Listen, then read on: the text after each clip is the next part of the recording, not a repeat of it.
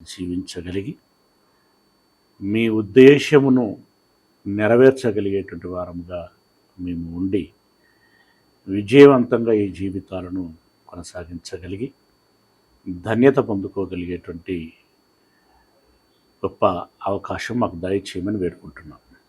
ఇప్పుడు వాక్యం ధ్యానిస్తూ ఉంటుండగా పరిశుద్ధాత్మిక సహాయం మా అందరికీ ఉంచమని మీ ప్రియకుమారుడు మా ప్రభువునైనటువంటి క్రీస్తు యేసుల వారి మహిమ గల పరిశుద్ధ నామమున ప్రార్థించి విన్నపించుకుంటున్నాం మా పరమ తండ్రి. ఆమేన్. ప్రభు నామమున మరొకసారి మీ అందరికీ శుభాభివందనలు తెలియజేస్తున్నాను. ప్రియమైనటువంటి దేవుని వారలారా, మనము ఆది కాండమును అందులో 3వ అధ్యాయమును ధ్యానిస్తూ ఉన్నాం.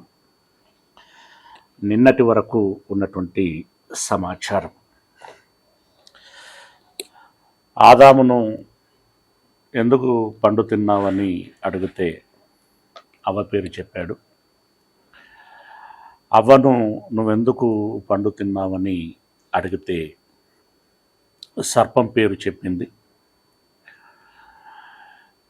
సర్పమును దేవుడు అడగలేదు, కానీ ఏకంగా దాన్ని శపించి వేశాడు. అందులో భాగంగా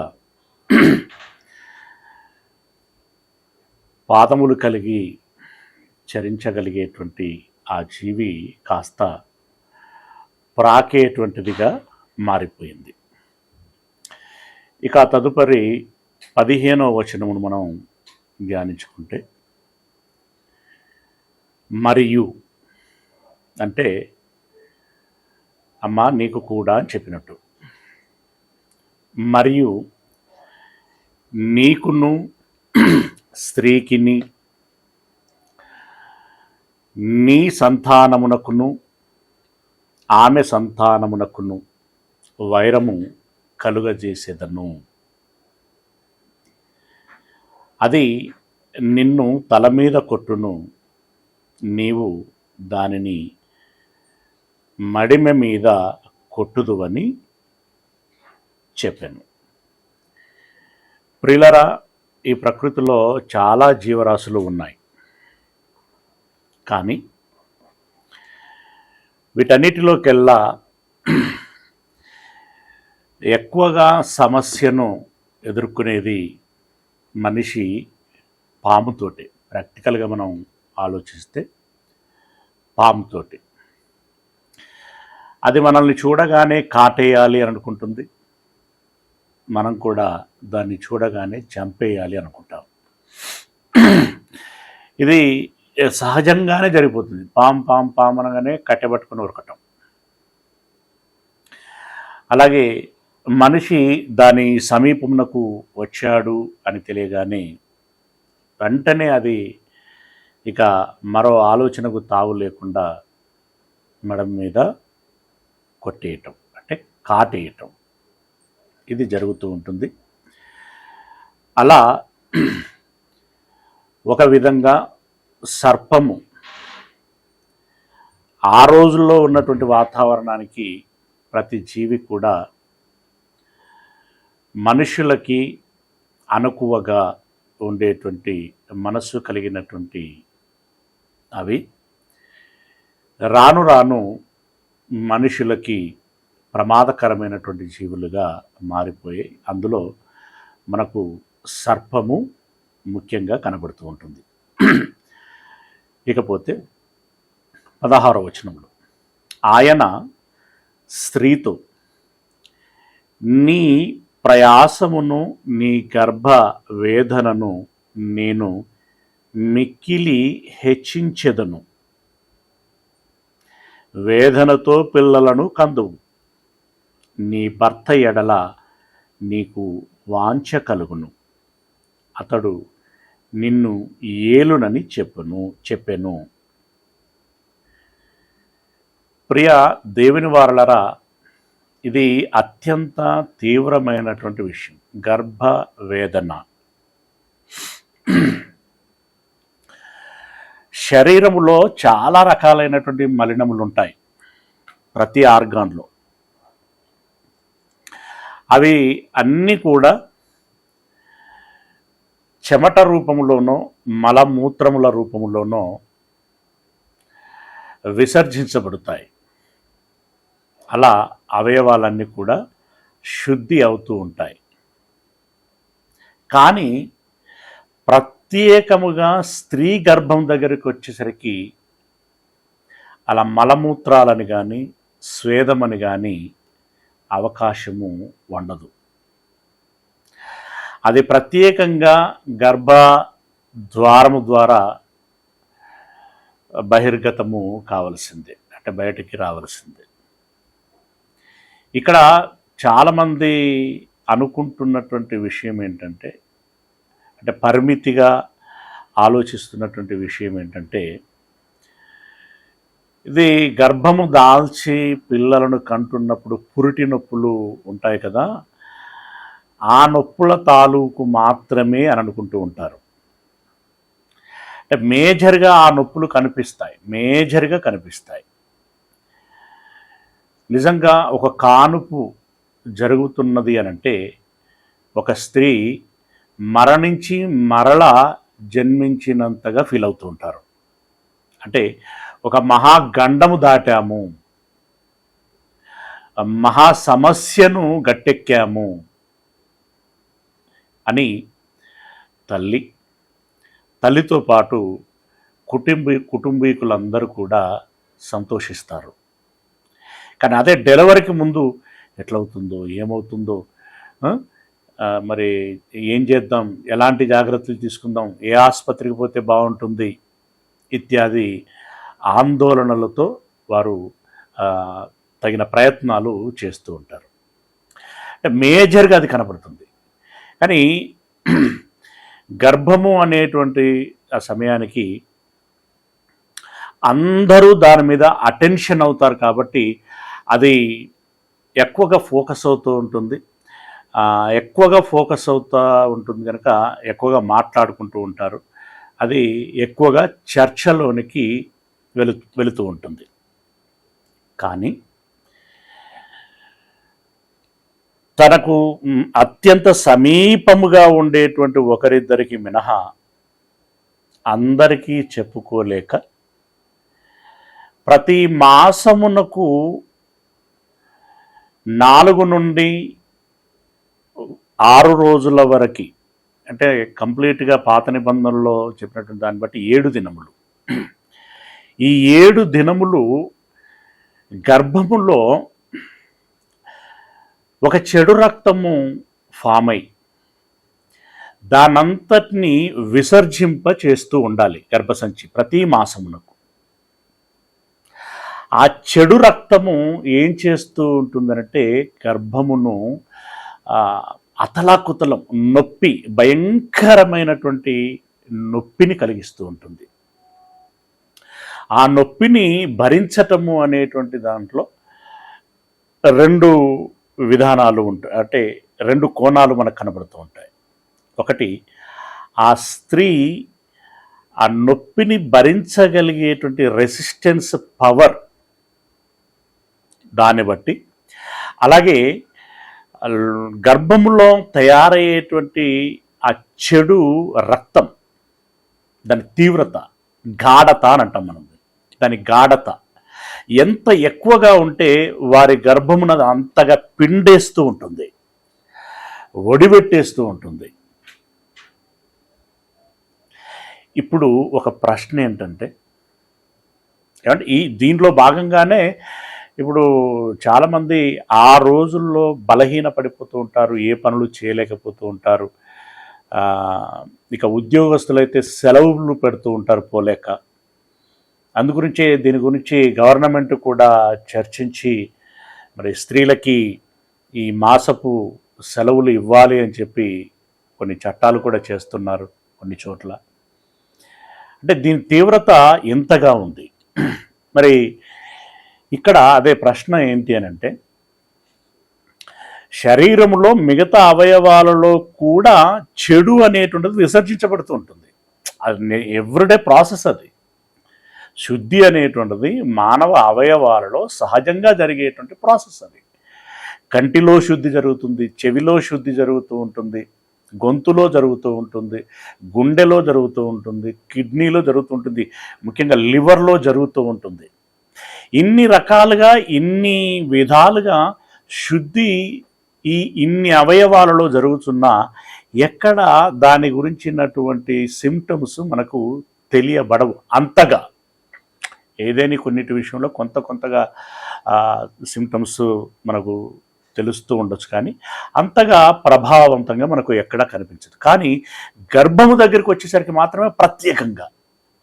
అంటే నేను మామూలుగా అడిగేటువంటి లేదా మాట్లాడేటువంటి విషయం ఏంటంటే, దీనిని కూడా మిగిలిన అవయవాల మాదిరిగానే నిత్య ప్రాసెస్లో శుద్ధి అయ్యేటువంటి విధానాన్ని పెట్టొచ్చు కదా. దేవుడికి అది అసాధ్యమా? దేవుడు దాన్ని చేయలేడాలా అని అంటే, ఇది మాత్రమే ప్రత్యేకంగా ఏర్పాటు చేశాడు అని అంటే, ఈ గర్భము అనేటువంటిది స్త్రీకి మాత్రమే ఏర్పాటు చేయబడినటువంటి ఒక అవయవం. ఈ స్త్రీయే మొట్టమొదటగా సర్పము మూలముగా మోసపోయి ఆదామును కూడా తినిపించగలిగింది. కాబట్టి ఈ స్త్రీని శపిస్తున్నాడు. ఈ స్త్రీని శపిస్తూ ఈ గర్భమును గురించి ముఖ్యంగా అక్కడ ప్రస్తావన చేసి, నీవు ఈ విషయంలో వేదన అనుభవిస్తావు. అదండి, అది మొదలుకొని ఆరంభ హవ్వ నుండి నేటి వరకు ఉన్నటువంటి ప్రతి తల్లి, ప్రతి స్త్రీ గర్భసంచి మూలంగా పడుచున్నటువంటి వేదన. నెల ఒకెత్తైతే గర్భము దాల్చి పిల్లలను కన్నప్పుడు మరొకెత్తు. అది వాళ్ళకే తెలుసు బాగా. అంతగా మరి ఈ సమస్యకి కారణము ఏంటి అని అంటే, కేవలం ఇంకొకటి తెలుసు చెప్పనా, పండు గురించి మాట్లాడుకున్నాం కదా. పండు తిన్నారండి, ఏదో నిన్న మనం మాట్లాడుకున్నాం హార్మోన్స్ అని, దాని మూలంగా ఈ చేంజెస్లో భాగంగా రకరకాల భావోద్వేగాలు, ఈ చేంజెస్లో భాగంగా నిత్యము కాన్స్టెంట్గా ఫిట్గా ఉండవలసినటువంటి కణజాలము, తర్వాత చచ్చుబడిపోయేటువంటి పరిస్థితి రావటం, అలా వృద్ధాప్యం రావటం, ఆ రకంగా ఒక దినము జీవితం ముగించబడటం, ఇదంతా జరిగింది, దానికి మూలమైంది అని మాట్లాడుకున్నాం. బట్ అదే పండు ద్వారా దేవుడు ఇలా నష్ట నివారణ చేసి, అంటే నష్టం కాకుండా నిలుపు చేసి, అది ఇంకా పటిష్టమైనటువంటి జీవితానికి దారి తీసేటువంటి విధంగా ఒక నిత్య జీవమును ఇచ్చేటువంటి ఫలముల మాదిరిగా ఈ ఫలాన్ని మార్చాలనుకుంటే మార్చలేడా? లేదు. నిత్య జీవమును ఇచ్చేటువంటి ఫలముగా కాకపోయినా కనీసం నిత్య ఆహారపు ఫలముగానైనా మార్చలేడా? మార్చగలడు. దాన్ని ఏమైనా చేయగలడు. కానీ ఒక సిస్టమ్ పెట్టి దానిలో దేవుడు ఆది మానవులని పరీక్షించాడు. పరీక్షలో భాగంగా ఇప్పుడు ఇక్కడ పండు అనేటువంటిది ప్రాముఖ్యం కాదు, మాట. దాన్ని వింటారా వినరా, ఆ మాటకి లోబడతారా లోబడరా అనేటువంటి ఆ పరీక్ష అనేటువంటిది చాలా ప్రాముఖ్యం. ఇప్పుడు దేవుని మాటను విస్మరించారు, సాతాను మాయలో పడి మోసపోయి దేవుని ఆజ్ఞను అతిక్రమించారు. మీకు తెలిసిందే, ఆజ్ఞాతిక్రమం పాపము. ఆ పాపంలో భాగంగా వచ్చిందే ఈ శాపము. పాముకు వచ్చినటువంటి శాపం ప్రాకటం, హవ్వకు వచ్చినటువంటి శాపం గర్భవేదన. ఓకే, ఇక ఇప్పుడు ఈ గర్భవేదన హవ్వతో ముగిసిపోకుండా, ఇక హవ్వ గర్భములో నుండి వచ్చినటువంటి స్త్రీమూర్తులందరికీ, మానవ కోటి అందరికీ హవ్వ ఆది తల్లి కదా. ఇక ఆమె నుండి వారసత్వంగా సంక్రమిస్తూ వస్తున్నటువంటి ఇక్కడ రెండు డిఫరెన్సెస్ని మనం గమనించాలి. ఒకటి ఏంటి అని అంటే, వారసత్వంగా పాపము రావటం వేరు, వారసత్వంగా పాపము మూలముగా సంక్రమించిన ఈ సమస్య ఏదైతే ఉన్నదో అది కొనసాగటము వేరు. ఏమండి, ఇప్పుడు హవ్వ పాపం చేసింది, ఆదాము పాపం చేశారు కాబట్టి వారి గర్భములో పుట్టినటువంటి పిల్లలందరూ కూడా పాపులు అనడానికి మనకు ఏ విధమైనటువంటి ఆధారము లేదు. ఓకే, ఎందుకంటే మనకి ఇర్మియా గ్రంథములో కానివ్వండి, యెహెజ్కేలు గ్రంథములో కానివ్వండి, ఎవరు పండ్లు తింటే వారి దంతములే పులిసిపోవును, తండ్రులు పాపం చేస్తే ఆ పాపం పిల్లలకు రాదు, పిల్లలు పాపం చేస్తే ఆ పాపం తల్లిదండ్రులకి రాదు. కానీ తల్లిదండ్రులు మంచి చేశారనుకోండి, మంచి పేరును సంపాదించారనుకోండి, మంచి సంపాదన సంపాదించారనుకోండి, ఆ పేరు ఆ సంపాదన పిల్లలకి వారసత్వంగా సంక్రమిస్తుంది, అంటే వస్తుంది. పలానా ఆయన పిల్లలు అని చెప్పి సమాజంలో గౌరవం దక్కుతుంది. ఆయన సంపాదించినటువంటి ఐశ్వర్యము, ఆస్తి ఏదైతుందో అది వారసత్వంగా సంక్రమిస్తుంది. రైట్. కానీ ఈ సంపాదన, పేరు వారసత్వంగా వస్తున్నట్లుగా అతడు చేసినటువంటి పాపము వారసత్వంగా రాదు. పాపము ఆ పాయింట్ వరకు వేరు, పాపపు పర్యవసానంగా వచ్చేటువంటి ఫలితం అది వేరు. పాపము వేరు, ఫలితం వేరు. అలాగే పుణ్యము, పరిశుద్ధత వేరు, దాని ఫలితము వేరు. ఇప్పుడు తల్లిదండ్రులు పరిశుద్ధులు అయినంత మాత్రాన మళ్ళీ పిల్లలు కూడా పరిశుద్ధులు అవ్వాలనేది ఏం లేదు. మళ్ళీ పిల్లలు పరిశుద్ధంగా బ్రతికితేనే పరిశుద్ధులు, పిల్లలు పాపం చేస్తే పాపులు. రైట్. గనుక ఈ వ్యక్తిగత స్వభావం, గుణ సంబంధమైనటువంటిది ఏదైతే ఉందో అది వాళ్లకు మాత్రమే పరిమితం. ఇక ఆ వ్యక్తిగత గుణముతో చేసేటువంటి పనుల యొక్క ఫలితం ఉంటుంది చూడండి, ఆ ఫలితం మాత్రం వారు, వారి కుటుంబీకులు, వాళ్ళ యొక్క వారసులు అనుభవించటానికి అవకాశము ఉంటుంది. అందులో భాగంగా ఇప్పుడు ఈ స్త్రీని ఏదైతే శపించాడో ఆ శాపము ఆ తదనంతరపు వారి పిల్లలుగా వచ్చినటువంటి స్త్రీలందరికీ కూడా ఈ వేదన సంక్రమించటము జరిగింది. ఇక ఇప్పుడు ఇక్కడ మూడవ పాత్ర ఆదాముది కదా. మొదటి పాత్ర సర్పముదైతే, రెండవ పాత్ర హవ్వదైతే, మూడవ పాత్ర ఆదాముది. ఇప్పుడు ఆదాముతో మాట్లాడుతూ, నీవు నీ భార్య మాట విని, ఆ మాటలో ఎంత తీవ్రత ఉంటుంది అని అంటే, నా మాట వినలేదు కదరా నువ్వు, నా మాట వినలేదు కదా.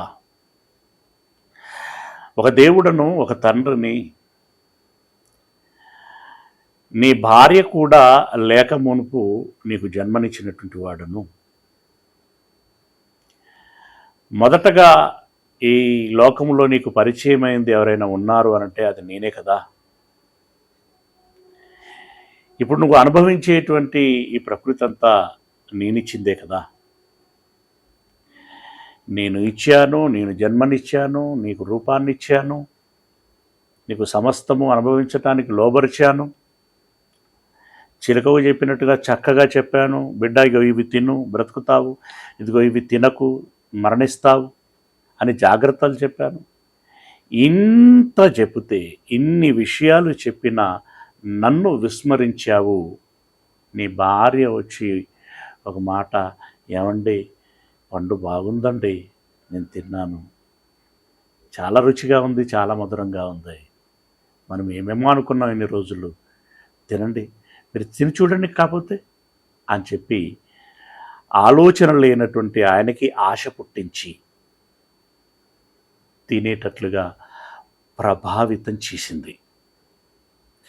అయితే ఆమె ప్రభావితం చేసినంత మాత్రాన ఆయన గారు ప్రభావం కావాలనేమి లేదు. అంటే ఈయనలో కూడా కొంత బలహీనత దాగి ఉంది. ఇతడు దేవుని మాటను ఆ క్షణానికి ఒక విధంగా విస్మరించాడు అని అనుకోవచ్చు, లేదా పక్కకు పెట్టాడు అనుకోవచ్చు. అవ్వ మాటకి ప్రాధాన్యతనిచ్చాడు, గౌరవాన్ని ఇచ్చాడు. ఇక తనకి కూడా శరీరానికి ఉండేటట్టు సహజమైనటువంటి ఆశ ఏదైతే ఉంటుందో దాన్ని అనుసరించి ఆయన పండు తినేశాడు. మెట్టుకి అతడు కూడా నేరస్తుడే గనుక అతడితో చెప్పుచున్నటువంటి మాట, ఆయన నీవు నీ భార్య మాట విని తినవద్దని నేను నీకు ఆజ్ఞాపించిన వృక్ష ఫలములు తింటివి కనుక నీ నిమిత్తము నేల శపింపబడి ఉన్నది. దేవుడు సృష్టిని కలగజేసిన తర్వాత ప్రతి దానిని కలగజేసినప్పుడు రీచెక్ చేశారు దాన్ని. మళ్ళీ అన్నింటినీ కలగజేసిన తర్వాత ఓవరాల్ చెకప్ చేశాడు. ఓవరాల్ చెకప్ చేసి ఏమన్నాడు అనంటే, తను కలగజేసినదంతయు మంచిదై ఉన్నట్టు చూసాను. బాగుంది, ఆల్ ఆర్ పర్ఫెక్ట్. అంటే ఇప్పుడు నేల బాగుంది, సూర్యుడు బాగున్నాడు, చంద్రుడు బాగున్నాడు, గాలి బాగుంది, నీరు బాగుంది, చెట్లు, జీవరాశులు, మనుషులు అందరూ బాగున్నారు, అంతా బాగుంది. అంతా బాగున్నటువంటి దానిలోనికి బాగా లేనటువంటి సాతాను పరలోకములో నుండి పాతాళానికి వెళ్ళి పాతాళములో నుండి భూలోకములోనికి వచ్చింది. ఒక చెడు సాతాను రూపములో ఈ నేల మీద కాలు మోపింది. ఇక దాని యొక్క ఇంపాక్ట్ హవ్వ మీద పడింది. హవ్వ యొక్క ప్రభావం మన తండ్రి ఆదాము మీద పడింది. ఇక వారి యొక్క ప్రభావము వారి పిల్లల మీద కూడా పడుతూ వచ్చింది. చెప్పాను కదా, వాళ్ళ పిల్లల మీద పడటం అనేటువంటిది శాపం. అలాగే పాపము అనేటువంటిది తండ్రి ఏం చేస్తున్నాడు, తల్లి ఏం చేస్తున్నది, వాళ్ళ ఆలోచనలు ఏంటి, వాళ్ళ తీరుతెన్నులేంటి, వాళ్ళ నడవడికలేంటి, వాళ్ళ మనస్సులేంటి, స్వభావాలేంటి అని పిల్లలు చాలా విషయాలు నేర్చుకునేటువంటిది తల్లిదండ్రుల నుండే. పాఠశాల రోజుకు 7 గంటలు అయితే తల్లిదండ్రుల దగ్గర నేర్చుకునేటువంటిది మిగిలిన 7-8 గంటలు ఉంటుంటుంది, అంతకంటే ఎక్కువ కూడా ఉంటుంది. ఇక ముఖ్యంగా పాఠశాలకు వెళ్ళే లోపు వయసు ఉంటుంది కదా, 24 గంటలు వాళ్ళతోటే ఉంటారు. ఇలా తల్లిదండ్రులు అనధికారపు పాఠశాలను నిర్వహిస్తున్నట్టు, రైట్? ఆ పాఠశాలలో నుండి చాలా విషయాలు నేర్చుకుంటారు. దాన్ని బట్టి తండ్రి ఎలా నడుచుకున్నాడో, తల్లి ఎలా నడుచుకుంటుందో పిల్లలు కూడా సహజంగా దాన్ని అనుకరించేటువంటి అవకాశం ఎక్కువగా ఉంటుంది. అలా ప్రభావితులవుతారు. తండ్రి మంచి చేస్తూ ఉంటే వీళ్ళు మంచి వాళ్ళు అవుతారు, వాళ్ళు చెడు చేస్తూ ఉంటే వీళ్ళు చెడ్డవారు అయ్యేటువంటి అవకాశం ఉంటుంది. అలాంటి జాగ్రత్తని మనం గమనించాల్సినటువంటి అవసరం ఉంది, రైట్? నీవు తినవద్దని నేను నీకు ఆజ్ఞాపించిన వృక్ష ఫలములు తింటివి గనక నీ నిమిత్తము నేల శపింపబడి ఉన్నది. ఏం శాపం వచ్చింది? ఇప్పుడు ఇక్కడ ఎంకిపెళ్ళి సుబికొచ్చింది అన్నట్టుగా నేల శపించబడటం ఏంటి? నేల చేసిన తప్పేంటి అనంటే, ఇక్కడ జాగ్రత్తగా మనం గమనించాల్సిన ఏంటంటే, నేల చేసిన తప్పేమీ లేదు. నేల శపించబడింది అంటే నేలకు వచ్చిన నష్టం కూడా ఏమీ లేదు. మీరు ఇక్కడ జాగ్రత్తగా గమనించాలి. నేల శపించబడితే నేల శపించబడటం మూలంగా నేల యొక్క సారము తగ్గుతుంది, భూసారం. నేల యొక్క సారం తగ్గితే దాని యొక్క ప్రభావం లేదా దాని యొక్క నష్టము మనిషి చవి చూడవలసి వస్తుంది. మనిషికి నష్టం అది. కనుక నేలకు వచ్చిన నష్టం ఏం లేదు. సింపుల్గా మనం అర్థం చేసుకోవాలంటే, నేలమ్మా నేలమ్మా నీకు చెప్పాను కదమ్మా, నా పిల్లలైనటువంటి వారికి మంచి పంటలను ఇవ్వటానికి అవసరమైన సారం నీలో పెట్టాను, అది ఆయా కాలాలలో వారికి సంపూర్ణంగా ఇస్తూ ఉండు అని చెప్పాడు. మామూలుగా నేలను కలిగించినప్పుడు దేవుని యొక్క దృక్పథము అది. ఎప్పుడైతే వీళ్ళు తప్పు చేశారో అదే నేలకు చెప్పాడు, నేల నేను ఇదివరకు చెప్పాను కదా, 100కి 100 పాలుగా నువ్వు ఆ సారాన్ని ఇవ్వు అన్నటువంటి దేవుడే ఇప్పుడు అంత అవసరం లేదులే, కొంచెం తగ్గించు అంటే, ఇప్పుడు 100% సారమునివ్వాల్సినటువంటి నేల ఓ 70%, 60% పడిపోయినటువంటి పరిస్థితి. కనుక ఈ నష్టము ప్రత్యక్షంగా మనిషి అంటే ఇప్పుడు ఇక్కడ మాట్లాడేటువంటి విధానం చూస్తేనేమో నేలను శపించినట్టుగా ఉంది, కానీ అది నేలకు నష్టం కాదు, మనిషికే నష్టం కలిగించేటువంటి విషయం.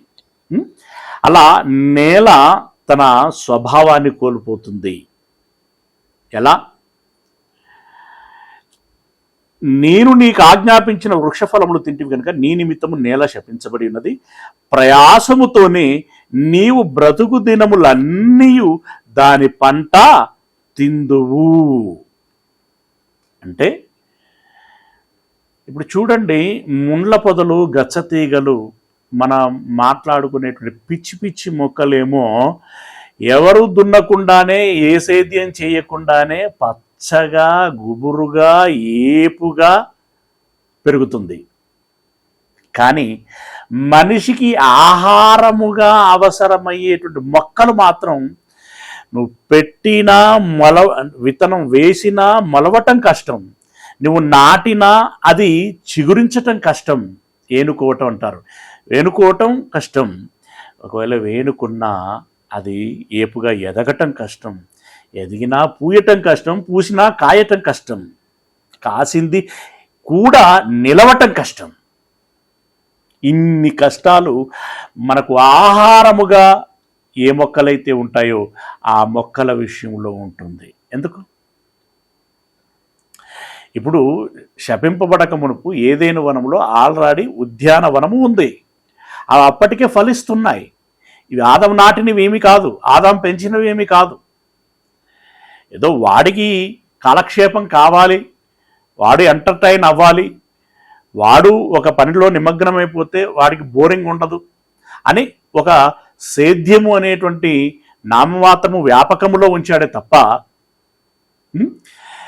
ఇప్పుడు ఆ పరిస్థితుల్లో పంట పండుతుందో పండదో అనేటువంటి ఆందోళన లేనటువంటి కాలం అది. కానీ ఇక తదనంతరం అంటే ఇప్పుడు ఎప్పుడైతే శపించబడ్డాడో ఇప్పటి నుండి నీవు దున్నాలి, విత్తాలి, కలుపు తీయాలి, నీరు పెట్టాలి, ఎరువు వేయాలి. అంత చేసినా కూడా ఏ వడగండ్లు వస్తాయో తెలియవు, ఏ అకాలపు వర్షాలు కురుస్తాయో తెలియవు. ఇంత పండించిన ఆ పంటకి గిట్టుబాటు ధర ఉంటుందో ఉండదో తెలియదు. ఇంకా రకరకాలైనటువంటి పురుగులు, వాటికి పెస్టిసైడ్స్, ఎన్ని రకాలైనటువంటి సమస్యలండి. నిజంగా ఈ రోజుల్లో మనం ప్రత్యక్షంగా చూస్తున్నాం, రైతు ఎదుర్కొనేటువంటి సమస్యలు అన్నీ ఇన్ని కావు.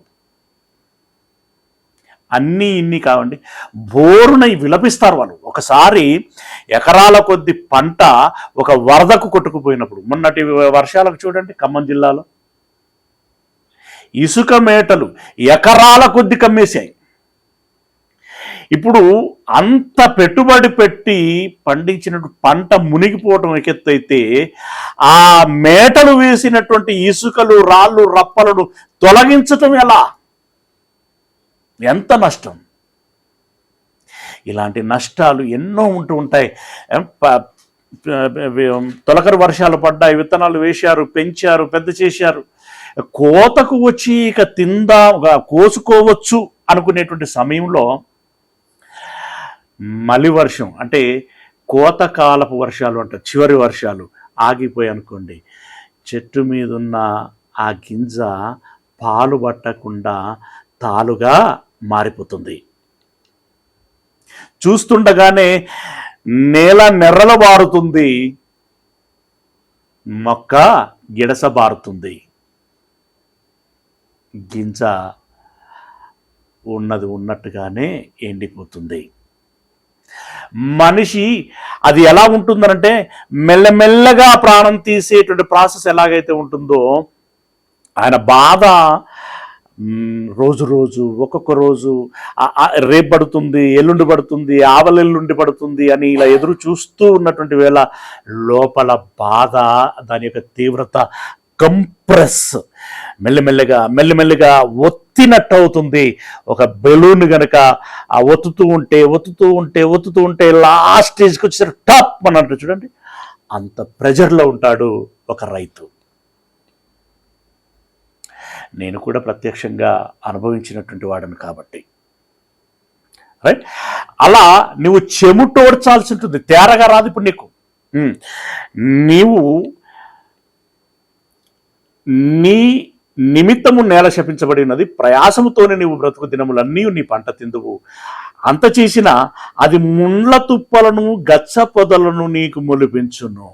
నీకు పంట కంటే ముందుగా ఈ కలుపే పెరుగుతుంది. మీరు విత్తనాలు వేసినప్పుడు చూడండి, ఇవి వేస్తావా, అవి బయటికి రానే రావు, ఆ లోపు మరుసటి దిన కలుపు మొక్కలు వచ్చేస్తూ ఉంటాయి. అంటే గడ్డి, తదితర అలము తదితరమైనటువంటివి, అలాంటివి మొలుస్తాయి. రైట్. గచ్చ పొదలను నీకు మొలిపించును, పొలములోని పంట నీవు తిందు. అంటే ఈ గచ్చ పొదలు ఇవన్నీ రాగా ఇక ఎంతో కొంత వస్తుంది కదా, ఆ మిగిలిన పంటని నీవు తిందువు. నీవు నేలకు తిరిగి చేరు వరకు నీ ముఖము చెమట కార్చి ఆహారము తిందువు. ఏలైనగా నేల నుండి నీవు తీయబడితివి, నీవు మన్నే గనుక తిరిగి మన్నైపోదు అని చెప్పాను. మంటి నుండి వచ్చావు గనక తిరిగి మన్నైపోదువు అనేటువంటి మాట ఇక్కడ ప్రస్తావన చేశాడు. కానీ వాస్తవానికి ఆదాము గనక, హవ్వ గనక ఆ పండు తినకపోతే వారు నిత్యము, అది తినకుండా ఏది మనం జీవ ఫలములు అని మాట్లాడుకున్నాం కదా, జీవవృక్షం గురించి చెప్పబడ్డది కదా ఇందులోనే. దాని నుండి వచ్చే ఫలములు ఉంటాయి కదా, ఆ ఫలములు గనక తిని ఉంటే వారు నిత్యము జీవించేటువంటి వారు. ఈ శరీరము యొక్క తీరుతెన్నులు ఈ విధంగా ఉండేటువంటివి కావు. ఈ రోగాలు, ఈ రొస్టులు, ఈ నొప్పులు, ఈ ఇబ్బందులు, ఈ కష్టాలు, ఈ కన్నీరు, ఈ వృద్ధాప్యము, ఈ చావులు ఇవి ఉండేటువంటివి కావు. అమరుడుగా ఉండవలసినటువంటి మనిషి మృత్యువులోనికి వెళ్ళవలసి వచ్చింది. దానిలో భాగంగానే ఇప్పుడు చెప్తున్నాడు, నీ శరీరం మట్టిలో నుండి తీయబడింది, తిరిగి నువ్వు మన్నైపోదువు. అంటే ఇప్పుడు ఆదామును శపిస్తే వచ్చినట్టు, హవ్వను శపిస్తే హవ్వకు ఒక గర్భానికి సంబంధించినటువంటి వేదన వచ్చింది. ఇప్పుడు ఆదామును శపిస్తే ఎంటైర్ వరల్డ్లో ఉన్నటువంటి ప్రతి పీపుల్, ఇప్పుడు అక్కడనేమో స్త్రీ జాతికి అందరికీ వచ్చేసింది, ఇక్కడ స్త్రీ పురుషుడని లేదు, అందరికీ దీని యొక్క ఇంపాక్ట్ ఉంది. నేల తన సారాన్ని కోల్పోతే పంట తగ్గుతుంది. రెండవది, నిత్యము జీవించాల్సినటువంటి నీవు మరణిస్తావు. ఈ మరణం అనేటువంటిది ఇప్పుడు అందరికీ సంప్రాప్తమైంది. ఈ మరణం అనేటువంటిది అందరికీ సంప్రాప్తమైంది. రైట్? అలా నువ్వు పండు తినుదినమున చచ్చెదవు అని అన్నాడు చూడండి. నువ్వు పండు తినుదినమున చచ్చెదవు అనేటువంటి ఆ మాట ఈ రకంగా అప్లికేబుల్ అయింది. పండు తిన్న తర్వాత ఆ మరణపు ఛాయ వచ్చేసింది. మన్నైనటువంటి వాడు, మన్నైన నీ శరీరం తిరిగి మన్నైపోవునని చెప్పాను. ఆదాము తన భార్యకు హవ్వ అని పేరు పెట్టాను. ఇప్పటి వరకు హవ్వ అని పేరు పెట్టబడలేదండి, కానీ హవ్వ అని మనం పిలుచుకుంటున్నాం, మాట్లాడుకుంటున్నాం. ఎందుకంటే మరి చెప్పాలి, ఒక అడ్రస్, ఎవరిని గురించి మాట్లాడుతున్నాము అనేటువంటిది మనకు తెలియాలి. కాబట్టి ఒక కోడ్ అనేది ఈ నేమ్స్ అండి. అండ్ ఆ పేరు పెట్టాడు, హవ్వ అని పేరు పెట్టాను. ఎలయనగా ఆమె జీవము గల ప్రతి వానికి తల్లి, అంటే మూల తల్లి, ఆది తల్లి. దేవుడైన యెహోవా ఆదామునకును అతని భార్యకును, ఇప్పుడు చూడండి బాధ ఎక్కడికి వచ్చేసిందో. నగ్నముగా ఉన్నాము అని చెప్పి దిగంబరులు అని అన్నారు. దిగంబరులముగా ఉన్నాము అని చెప్పి ముందు వాళ్ళు కచ్చడములు, ఈ ఆకు తెంపుకొని కుట్టుకొని కట్టుకున్నారు. ఇక ఈ బాధలు ఏం పడతారు లేరా అని చెప్పి మొట్టమొదటగా ఆయన చర్మపు చొక్కాయిలను చేయించి వారికి తొడిగించెను. ఇక మీదట మీ వస్త్రములు ఇలా తయారు చేసుకోండి అనేటువంటి ఒక సూచించాడు అక్కడ. ఓకే, అప్పటి నుండి మనం మొన్న చెప్పుకున్నట్టుగా వస్త్ర పరిశ్రమ అనేటువంటిది ప్రారంభము అయిపోయింది. అయితే ఇప్పుడు ఇక్కడ మేజర్గా క్రైస్తవులైనటువంటి వారు కానివ్వండి, క్రైస్తవేతరులైనటువంటి వారు కానివ్వండి, వచ్చేటువంటి సగటు ప్రశ్న ఏంటి అనంటే, అసలు ఇక్కడ చెట్టు ఎందుకు వేసినట్టు, ఆ పండు తినొద్దని ఎందుకు చెప్పినట్టు, ఆ పండు తిన్నటువంటి ఈ ఆదాము అవ్వలు శపించబడగా స్త్రీలకు ఆశాపం వచ్చింది. ఇక మానవ కోటికి అందరికీ, అంటే మనుషులందరికీ ఈ భూమి తాలూకు ఈ శాపము వచ్చింది. చివరికి మరణము అనేటువంటిది సంప్రాప్తమయ్యింది. మనిషి మరణానికి దారి తీసింది కదా. ఆ పండే గనక లేకపోతే తను తినేవాడు కాదు, తాను తినకపోతే శాపము వచ్చేది కాదు, శాపము రాకపోతే మనిషికి మరణము వచ్చేటువంటిది కాదు. ఇప్పుడు మనిషి మరణానికి పరోక్షంగా ఎవరు కారకులయ్యారు అనంటే చెట్టు వేసిన దేవుడే కదా. దేవుడే గనక చెట్టు వేయకపోయి ఉంటే మనిషికి మరణము వచ్చేదే కాదు కదా అనేటువంటి ప్రశ్న ఇక్కడ సాధారణంగా అందరిలో ఉద్భవిస్తున్నటువంటి ప్రశ్న. ప్రియులారా, ఇక్కడ మనం గమనించాల్సినటువంటి విషయం ఏంటంటే, ఎస్, ఓకే, చెట్టు పెట్టాడు, అది చివరికి మరణానికి దారితీసింది, కరెక్టే. అయితే ఇక్కడ ఒక ప్రశ్న ఏంటంటే, ఆదాము అవ్వలు పండు తినటానికి ఎంత అధికారము వారికి ఉన్నదో, తినకుండా ఉండటానికి కూడా అంతే అధికారం ఉంది. పండు తినటానికి ముందుకు వచ్చిన జ్ఞానం తినకుండా ఉండటానికి కూడా ఆ జ్ఞానం వాడుకోవచ్చు. మరి అప్పటికి మనుషులకి జ్ఞానం ఉందా అని అంటే, మనం ఉదాహరణ ఏంటంటే నిజమే చెప్పుకున్నాం. ఏంటది అనంటే, ఆదాముకి మత్తు ఇచ్చి సర్జరీ చేసి ఎముకను తీసి హవ్వను తయారు చేస్తే, ఆ చేసిన రూపమును తీసుకొచ్చి ఆదాము ముందు నిలబెట్టి ఈమెవరో చెప్పగలవా అనంటే దేవా ఏంటయ్యా మరేను అన్నట్టుగా చెప్పాడు. ఏమని? ఎముకలలో ఎముక, మాంసంలో మాంసం, నరుని నుండి, అంటే నా నుండి అని దాని అర్థం, ఆడ ఫీలింగ్, నరుని నుండి తీయబడింది గనక నారీ అనబడును. అంత పర్ఫెక్ట్గా చెప్పాడు ఆయన. అంటే ఇప్పుడు ఎంత జ్ఞానం ఉన్నట్టు ఆయనకి. ఏమండి? దైవాంశ సంభూతుడు లెక్క కనబడుతున్నాడు కదా.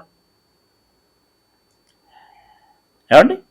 దేవుని యొక్క జ్ఞానమును పొందుకున్నటువంటి వాడుగా కనబడుతున్నాడు కదా. ఇంకా సేద్యం గురించి చెప్పాం, వాచ్మెన్ గురించి చెప్పాం. జీవులన్నిటికీ పేర్లు పెట్టగలిగేంత జ్ఞానం ఉన్నటువంటి వాడు ఆయన. ఇంత జ్ఞానం ఉన్నటువంటి వాడికి పండు తింటే చస్తావు అని చెప్పినటువంటి మాట అర్థం కాదా? ఆ పండు తినకూడదు అనేటువంటి కోణంలో ఈ జ్ఞానాన్ని వాడలేడా? ఎందుకు తనకున్నటువంటి స్వాతంత్రాన్ని తాను ఉపయోగించుకోలేదు? స్వాతంత్రం మీన్స్ ఇక్కడ అవకాశం. ఈ అవకాశాన్ని తాను ఎందుకు ఉపయోగించుకోలేదు కదా సహజంగా వచ్చేటువంటి ప్రశ్న. ఇప్పుడు వీళ్ళందరూ మాట్లాడుచున్నటువంటి మాట, ఆ వాలకం మనకు ఎలా కనబడుతుందంటే, అదంతా కాదయ్యా, అసలు పండు ఉన్నది గనకనే కదా ఇదంతా చిక్కు, ఇదంతా సమస్య. పండు లేకపోతే అసలు ఈ ఆర్గ్యుమెంటే లేదు కదా, డిస్కషనే లేదు కదా. అంటే ఇది ఎలా ఉంటుంది అంటే,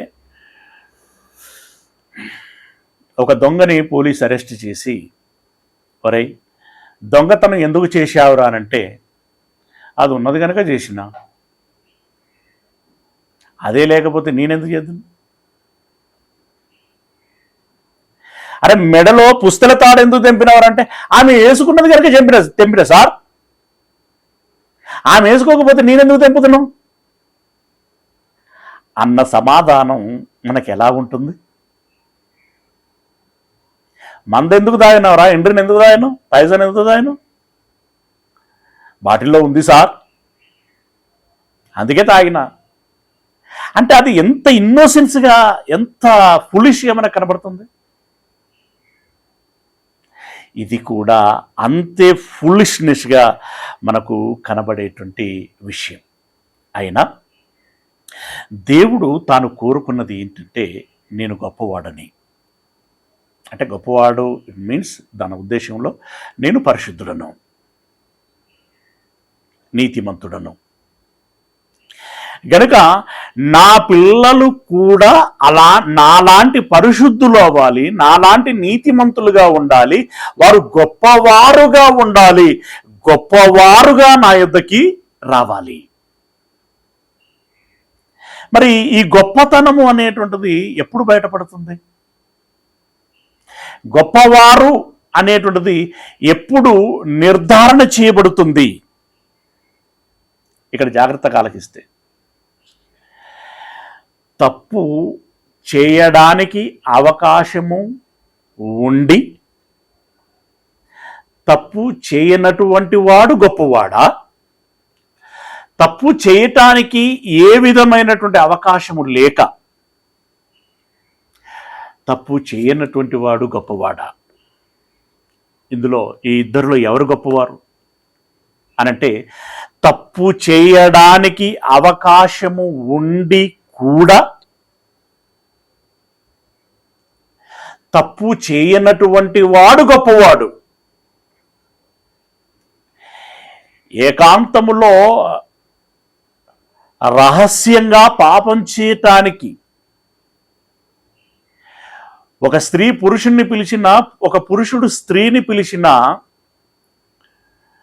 వద్దు అనే నిగ్రహముతో బుద్ధిగా ఉంటే గొప్పవారు, లేదంటే పడిపోయారు. ఇది దొంగతనం విషయంలో కావచ్చు, వ్యభిచారం విషయంలో కావచ్చు, హత్య విషయంలో కావచ్చు, మోసం విషయంలో కావచ్చు, ఏ విషయం తప్పు అనేటువంటి దాని విషయంలో, ఏ విషయంలో అయినా సరే అలా తప్పు చేయటానికి అవకాశము ఉన్నా కూడా ఎవరు చూడకపోయినా, మనుషులైనటువంటి వాళ్ళు ఎవరు దాన్ని గుర్తించేటువంటి అవకాశం లేకపోయినా కూడా నీవు తప్పు చేయకుండా ఉంటే అప్పుడు గొప్పవాడవు, లేదంటే గొప్పవాడవు కాదు. దేవుడు గొప్పవారినిగా పిల్లల్ని చూడాలనుకున్నాడు. అలాంటి గొప్ప వారిని తన యొద్దకి చేర్చుకోవాలంటే వారిని శాశ్వతంగా జీవింప చేయాలి అని అనుకున్నాడు. తనతో పాటు వారితో పాటు నేను ఎల్లకాలము ఉండాలి అని అనుకున్నారు. అలా అనుకున్నటువంటి ఆయన చెట్టును పెట్టాడు. ఇప్పుడు తింటారా తినరా? తినకపోతే గొప్పవారు, తింటే కాదు. ఒకదాన్ని చూసి ఆశించి ప్రలోభపడి దానికి మొగ్గిపోయేటువంటి బలహీనమైనటువంటి మనస్సు కలిగినటువంటి వారు నాకు వద్దు. బలమైన దృఢ సంకల్పము కలిగినటువంటి, నిగ్రహము కలిగినటువంటి, ఏ పాపము చేయకుండా పరిశుద్ధతతో ఉండగలిగేటువంటి గొప్పవారే నాకు కావాలి. అలాంటి గొప్పవారుగా వీరు నిరూపించుకోవాలి. నిరూపించుకున్నటువంటి వారిని నేను చేర్చుకుంటాను అని చెప్పి దేవుడు పెట్టినటువంటి పరీక్షలో భాగమే ఈ చెట్టు పెట్టినా కూడా తినుము అని ఆయన ఎక్కడా బలవంతము చేయలేదు. పెట్టిన ఆయనే ఇక తినుము అన్న తర్వాత దానికి అర్థమే ఉంటుంది? ఉండదు. పెట్టిన తర్వాత నీవు తినకుండానూ ఉండగలవు, తినడమైనా తినగలవు. అయితే పెట్టి మనిషికి దేవుడు స్వాతంత్ర్యమును ఇచ్చాడు. ఆ స్వాతంత్ర్యమును సద్వినియోగం చేసుకుంటే బాగుపడతాడు, దుర్వినియోగం చేసుకుంటే నష్టపోతాడు. ఒకసారి గలతీలో రాసినటువంటి పత్రిక 5వ అధ్యాయము, గలతీలో రాసినటువంటి పత్రిక 5వ అధ్యాయము 1వ వచనం. ఈ స్వాతంత్ర్యము అనుగ్రహించి క్రీస్తు మనలను స్వతంత్రులుగా చేయుచున్నాడు. క్రీస్తు మనలని స్వతంత్రులుగా చేయుచున్నాడు. అలాగే 13వ వచనం. మీరు స్వతంత్రులుగా ఉండుటకు పిలువబడితిరి. అయితే ఒక మాట, ఆ స్వాతంత్ర్యమును శారీరక క్రియలకు హేతువు చేసుకొనక, మీకు స్వాతంత్ర్యము ఉన్నది కదా అని చెప్పి మీరు దాన్ని ఇష్టం వచ్చినట్లుగా వాడుకొని దుర్వినియోగం చేసుకొనకుండా ఆ స్వాతంత్ర్యమును మంచి కోసం వాడుకోండి. లేదు మీ చెడుకే వాడుకుంటా అంటే మీ ఇష్టం, దాని పర్యవసానం మీరే అనుభవిస్తారు. ఇదిగో ఈ త్రోవలో పోతే ఇలా బాగుపడతారా, ఈ త్రోవలో పోతే ఇలా చెడిపోతారు, నష్టపోతారు. ఏ త్రోవలో పోవాలనే నిర్ణయం తీసుకునేటువంటి స్వాతంత్రం నీకుంది. ఆ స్వాతంత్ర్యాన్ని నువ్వు సద్వినియోగం చేసుకుంటావా, దుర్వినియోగం చేసుకుంటావా, అది నీ ఇష్టం అని అంటున్నాడు. ఇక్కడ ఎంత ఎస్పెషల్గా చెప్తున్నాడు చూడండి, ఎంత స్పెషల్గా చెప్తున్నాడు అనంటే, ఇదిగో నీకు స్వాతంత్రం ఇవ్వబడింది, స్వతంత్రంగా ఉండుటకు పిలువబడితిరి. అయితే ఒక మాట, ఆ స్వాతంత్రమును శారీరక క్రియలకు హేతువుగా చేసుకొనకండి. శారీరక క్రియలంటే ఈ శారీరక ఆశ, శారీరక అవసరాలు అని మనం మాట్లాడుకున్నాం కదా, వీటిని వాడుకొని దుర్వినియోగము చేసుకోకండి అని దేవుడు ఇక్కడ స్పష్టం చేయటం జరిగింది. ఇప్పుడు ఇక్కడ ఒక మాట, ఆదామవ్వలు సరే పండు తిన్నారండి, తినొద్దన్న పండు తిన్నారు. దేవుడు వచ్చి అడిగినప్పుడు, ఏంది నువ్వు తినవద్దని చెప్పిన పండును తిన్నావా అని అన్నప్పుడు, అవునయ్యా తిన్నాను, తప్పైపోయింది, క్షమించండి అని అడుగుంటే ఎంత బాగుండేది. అది ఎలా ఉండేదో, అది ఎలా ఏ మార్పుకు దారి తీసేదో, ఎలా డైవర్ట్ తీసుకునేదో ఆ కేసు కాకుండా అతి తెలివిని ప్రదర్శించారు. నువ్వు ఇచ్చినావ చేయబట్టే అని ఈయన, నువ్వు ఇచ్చిన సర్పం చేయబట్టే అని ఆవిడ. కానీ దేవుడు చెప్పినటువంటి మాట ఏంటంటే, మీ తప్పులను మీరు ఒప్పుకోవాలి, మీరు కప్పిపుచ్చుకునేటువంటి ప్రయత్నం చేయకూడదు. అందుకే సామెతల గ్రంథంలో ఒక మాట ఉంటుంది. సామెతల గ్రంథము 28వ అధ్యాయము 13వ వచనం. సామెతల గ్రంథము 28వ అధ్యాయము 13వ వచనం. అతిక్రమములను దాచిపెట్టువాడు వర్ధిల్లడు, వాటిని ఒప్పుకొని విడిచిపెట్టువాడు కనికరము పొందును. కనీసం కనికరము దొరికేదేమో ఆదామవ్వలకి. వాళ్ళు కనికరింపబడితే ఆ శాపము వచ్చేది కాదేమో. ఆ శాపము రాకపోతే అవ్వకు ఆ వేదన ఉండేది కాదు, స్త్రీలకు ఆ వేదన ఉండేది కాదేమో. ఆ శాపము రాకపోతే నేల శపించబడేది కాదేమో. నేల శపించబడకపోతే మనిషి ఈరోజు ఇంత స్వేదం చిందించాల్సినటువంటి పరిస్థితి రాకుండా ఉండేదేమో. మనం డైరెక్ట్ రైతు ఇంపాక్ట్ అవ్వటం అనేటు చూస్తూ ఉంటాం, కానీ ఇండైరెక్ట్లో ప్రతి సామాన్య ఉద్యోగం చేసుకునేటువంటి వాడి దాకా పడుతుంది ఆ ప్రభావం. ఇప్పుడు నెలకు 15,000, 20,000, 30,000 సంపాదించేటువంటి వాళ్ళు ఉన్నారు కదా, వాళ్ళకు చూడండి దినదిన గంటమే ఉంటుంది. 30,000 సంపాదించినా ఇంటికి రాయి, ఇంకా మిగిలిన ఖర్చులు, రోగాలు, రొస్టులు, ఈ పిల్లలు, వారి బరువు బాధ్యత, రేషను, ఇవన్నీ చూసుకునేసరికి వాడి తల ప్రాణంతో వచ్చేస్తుంది. చివరి మళ్ళీ మన మాసాంతం వచ్చేసరికి మళ్ళీ వాడికి అప్పులే ఎదురు చూస్తూ ఉంటాయి.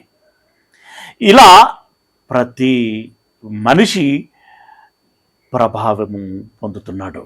పిల్లరా, వాళ్ళు ఒప్పుకొని ఉండుంటే బాగుండేది. ఇప్పుడు గనక ఇంకొకసారి ఆలోచించండి. ఇప్పుడు లోకం అంటున్నట్టుగా, సరే ఇప్పుడు దేవుడు చెట్టు వేయలేదు, చెట్టు వేయకపోతే ఇక పాపం ఎక్కడిది? అంటే చెట్టు వేయకపోతే వీళ్ళు తినడం ఎక్కడిది? తినకపోతే ఆజ్ఞాతిక్రమం ఎక్కడిది? ఆజ్ఞాతిక్రమం లేకపోతే పాపం ఎక్కడిది? పాపమే లేకపోతే మరణం ఎక్కడిది? మరణమే లేకపోతే అందరూ జీవించేటువంటి వారే కదా. ఇప్పుడు అందరూ జీవించేటువంటి వారు, జీవించిన వాళ్ళందరూ పరిశుద్ధులు, పరిశుద్ధులైనటువంటి వీళ్ళందరూ గొప్పవారే, పరిశుద్ధులైనటువంటి వీళ్ళందరూ గొప్పవారే. ఆ సమయంలో అలాంటి పరిస్థితి కనుక ఉంటే దేవుడు వచ్చి ఆదాము అవ్వల దగ్గరకు వచ్చి, ఒరే ఆదాము, ఈరోజు నువ్వు బాగానే ఉన్నావు, కానీ అంటే బాగానే ఉన్నావు అంటే అంత కంఫర్ట్తో ఉన్నావు, కానీ నాకు ఒక ఆలోచన ఉండేరా. దాంట్లో భాగంగా ఒక చెట్టు వేద్దాం అనుకున్నాను. ఆ చెట్టు కొన్ని ఫలాలను కాసేది. ఆ ఫలాలను తింటే నువ్వు చచ్చేవాడివిరా. నువ్వు ఆ పండు తినొద్దు అని నేను చెప్పుదాము అనుకున్నాను. తినొద్దు అనేటువంటి పండును నువ్వు తిని నేను పెట్టేటువంటి పరీక్షల్లో నువ్వు ఫెయిల్ అయ్యేటువంటి వాడివిరా అని అన్నాడు అనుకోండి. ఇప్పుడు ఆదాము ఏమనేవాడో ఒకసారి ఊహించండి. ఇప్పుడు ఇంత మనం చెప్పుకున్నాం కదా ఆదాము హవ్వల గురించి. పండు తిన్న తర్వాత మీరు తిన్నారా అనేట డొంక తిరుగుడు సమాధానాలు చెప్పినటువంటి వీళ్ళు, అవునయ్యా తినేవాళ్ళమేమో అని ఒప్పుకునేవారా? నో. ఏం మాట్లాడుతున్నారు తండ్రి? ఎవరి గురించి మాట్లాడుతున్నారు మీరు? నేను ఎవరిని? ఆదామును. ఆమె ఎవరు? హవ్వ. మీరు ఇలా మమ్మల్ని అవమానించకూడదు.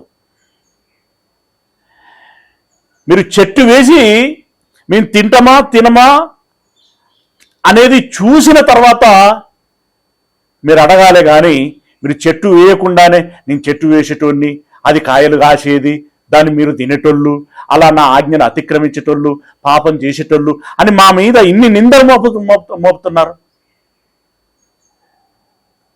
మీరు చెట్టు వేసి అడగనుండే అని అనేవాళ్ళ, అనకుండా ఉండేవాళ్ళ? మనిషి స్వభావం ఏంటంటే ఏరు దాటాక తెప్ప తగిలేసే రకాలు.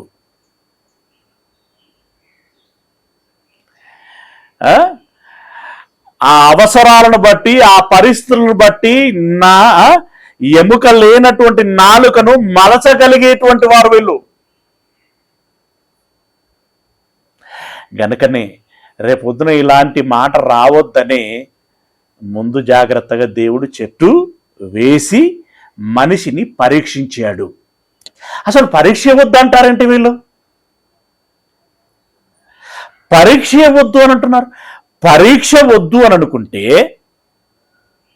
ఇప్పుడు చూడండి, మీ పిల్లలను పాఠశాలకు పంపించి పరీక్షలు రాయిస్తున్నావు.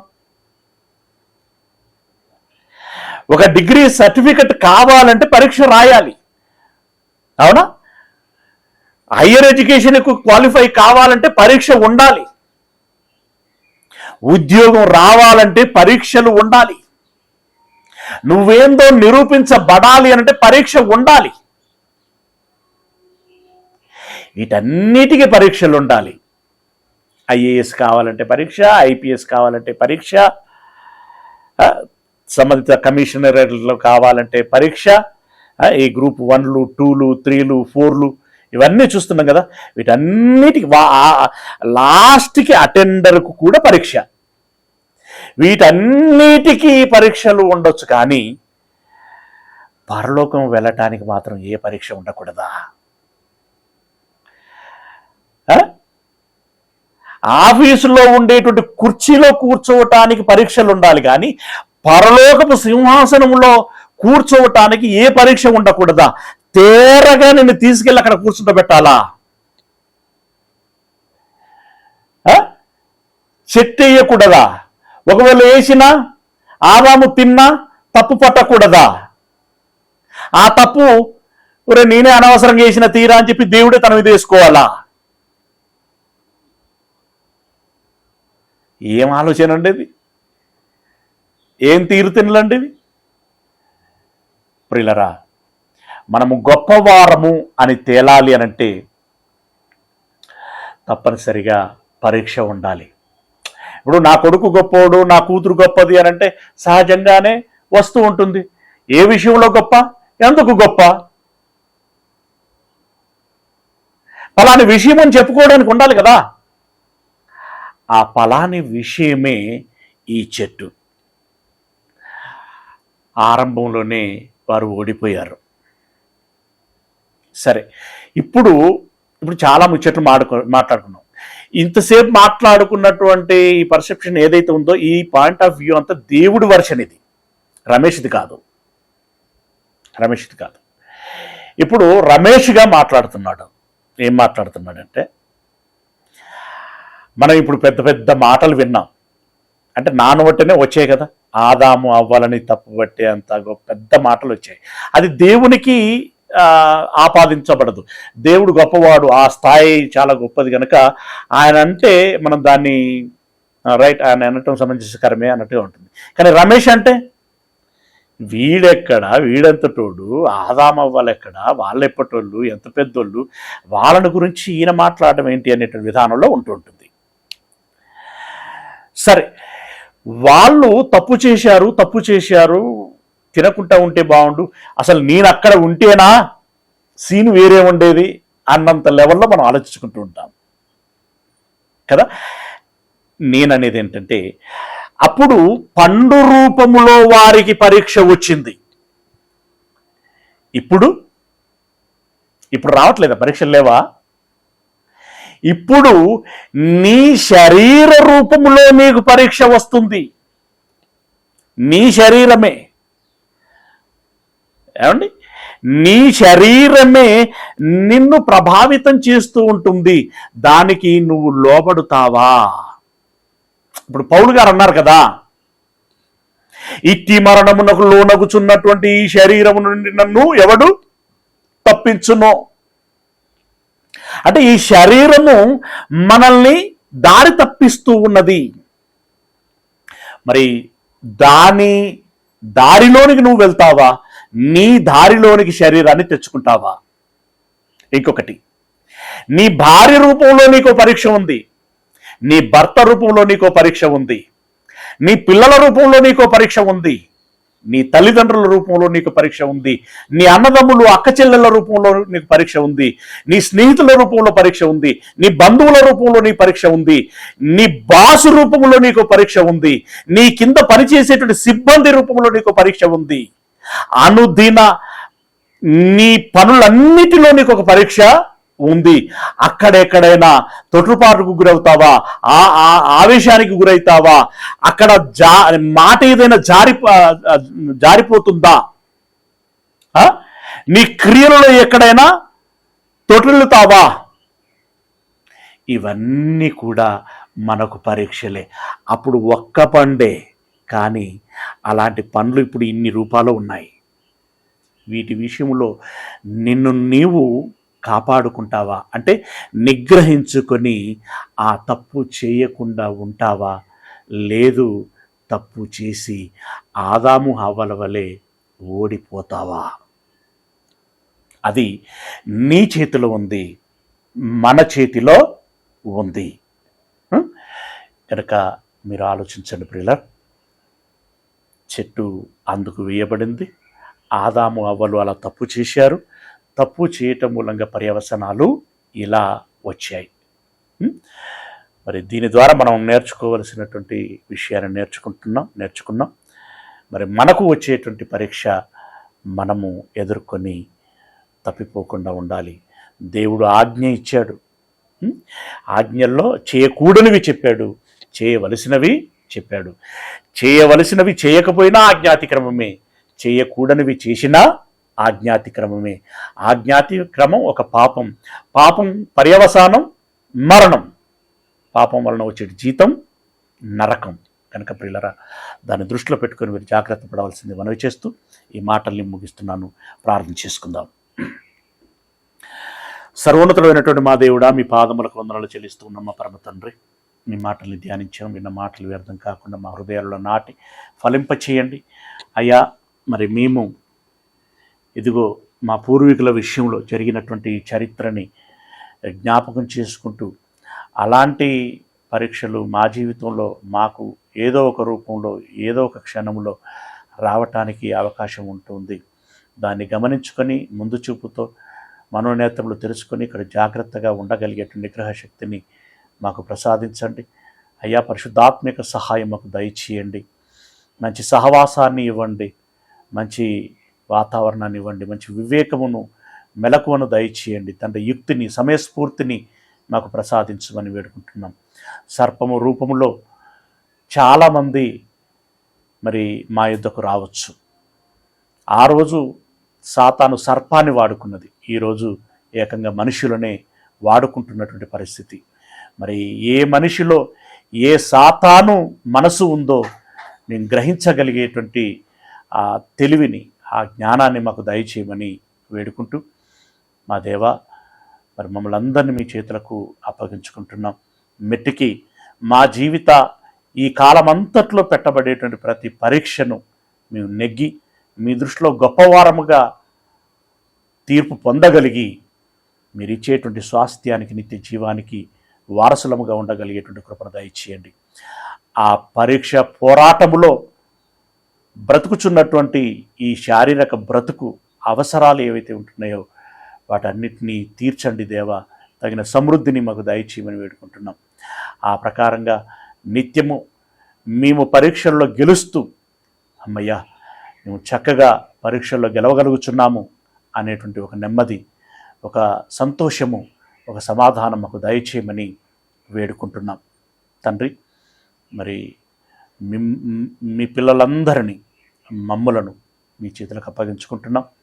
వారికి నిత్యము తోడై ఉండండి తండ్రి.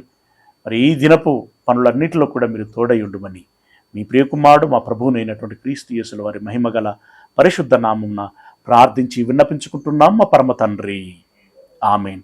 మన కన్న తండ్రి అయినటువంటి దేవుని ప్రేమ, ప్రభు అయినటువంటి యేసుక్రీస్తు వారి యొక్క కృపారక్షణ, పరిశుద్ధాత్మక అన్యోన్య సహవాసము, సహాయము ఈ మాటలు విన్నటువంటి మనందరికీ దేవుడు పెట్టేటువంటి ప్రతి పరీక్షలో మేము నెగ్గి గొప్పవారముగా నిరూపించుకొని దేవుని కృపకు పాత్రులమై నిత్య జీవానికి వారసులము కావాలని ప్రయత్నం చేసేటువంటి ప్రతి బిడ్డకు తన ప్రయత్నం అంతటిలో ఎల్లకాలము తోడై యుండును కాక. ఆమేన్.